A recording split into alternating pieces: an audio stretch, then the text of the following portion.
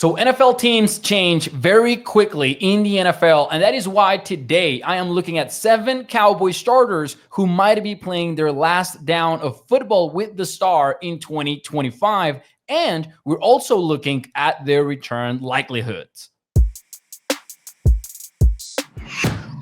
Hey, what's up, everyone? It's Mauricio Rodriguez here at A to Z Sports Dallas. As I said in the intro, we're looking at players who might be playing their last season with the Cowboys in 2025. A couple of rules here, though. I'm basically sticking with players who are on contract years or in one-year deals like George Pickens, spoiler alert, or, well, projected starters, because we don't really know for sure what the starting lineup is going to look like. But without any further ado, let's get to number one and one of the biggest names on the list, Jake Ferguson. I am setting his return likelihood pretty high, 8.5 out of 10. The reason is pretty simple, man. I don't think the franchise tag is going to be very expensive for tight ends. Right now, it is the third least expensive in the league for every position. So worst case scenario, if Ferguson doesn't kill it in 2025 and the Cowboys are unsure about signing him to a long-term deal, you can tag him, and that's it. Best case scenario, though, if Ferguson does take that next step, I think he's looking at a big extension and maybe becoming one of the highest paid tight ends in the entire NFL. Next up on the list is Donovan Wilson. I am setting his return likelihood quite low at 3.5 out of 10, and the reason is pretty simple. Even this year, I thought he was a cap casualty candidate. Why? Because of the salary, because of his age. He's going to be making $6.5 million this season at 30 years old.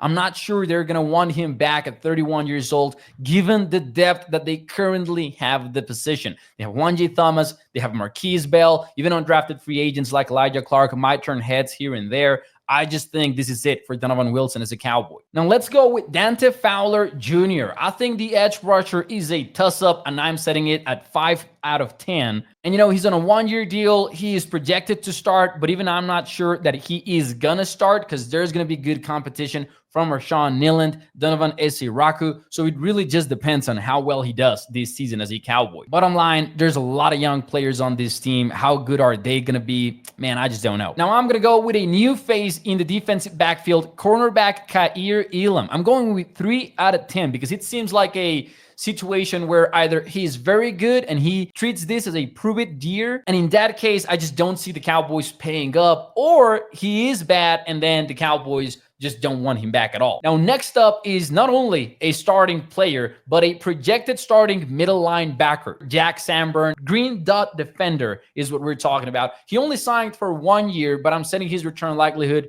pretty high, 7 out of 10. And the reason why is he is a Matt Eberflus guy. That's why he's in Dallas. And I just don't see him leaving after the one season. I don't see him breaking the bank. So this seems like a player who is just very likely to return as long as he does well. Now, the two biggest names on the list, arguably, cornerback DaRon Bland. Man, this is a tough one. I'm going to set it at 7 out of 10 just because I'm not sure the Cowboys have a lot of options here. Trevon Diggs, I feel like he's on his way out after the 2025 season. I think health has become a factor. I've explained why. I'm not really sure the Cowboys and Diggs are very happy with one another.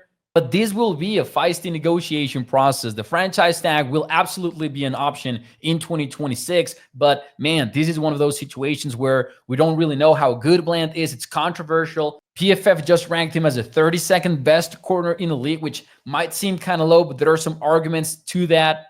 I think they end up signing him, but it's going to be a long, winding process. And finally, one of the biggest faces of the offseason, wide receiver George Pickens. The Cowboys don't want to extend him. He doesn't want to be extended. This is a one-year deal. So he's going to be a pending free agent in 2026. The return likelihood I am setting for him, 3.5 out of 10. Similar to the Kaiir Elam thing, but in a different level. If Pickens is very good for the Cowboys, he's likely going to price himself out of the Dallas range. You're talking about a young guy with a lot of talent that if he proves he can be well-behaved and he can be a no issue for his team, he is going to become one of the highest paid wide receivers in the NFL. In fact, I think the worse that he plays, the likelier he is to run it back with the Cowboys, but I think he's going to do good. So, hey, 3.5 out of 10 is my final number. So there you go. Let me know what you think in the comments, and I'll see you next time.